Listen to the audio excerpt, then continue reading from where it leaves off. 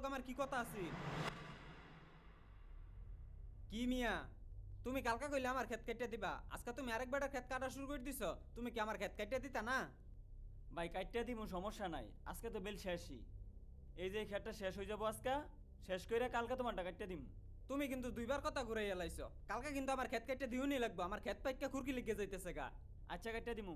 দেরি করো না, কালকে কিন্তু কেটে দিবাই। আচ্ছা যাও। আজকে 3 দিনের মধ্যে আমি তোমার বগলে 5 বার ইয়া হারছি। আজকে রাইতে দেখছো কিরম বৃষ্টি আইছে। আমার ধান কুম্বর হুমার ডুবে গেছে, খালি হিজা ডিবাই রইছে।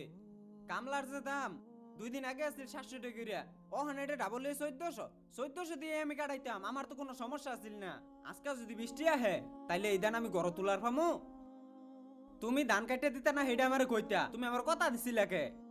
তোমার কথার লাগি আমি অন্য কামলা দিয়েও ধান কাটা হইলাম না, নইলে তো আজকে আমার এই লুস কান্ডা হইতো না। আচ্ছা, আইনের কি আগের বছরের কথা মনে নাই? মুকলেশ মিয়া, মুকলেশ মিয়া কি বাড়িতে আছো? হ্যাঁ, কেডা? ও ভাই তুমি? ভাই টেহারি দিতা। তোমার না দুপুরই কইলাম যে কালকা আইও, তুমি এখন এই ফেললা। এই পর্যন্ত তোমার কাছে 5-6 দিন আই পড়ছি। আজকে সকালে আইছি, তুমি কইছো দুপুরে দিবা, আবার অন কথা ঘুরে এল্লা কইতেছো কালকা দিবা।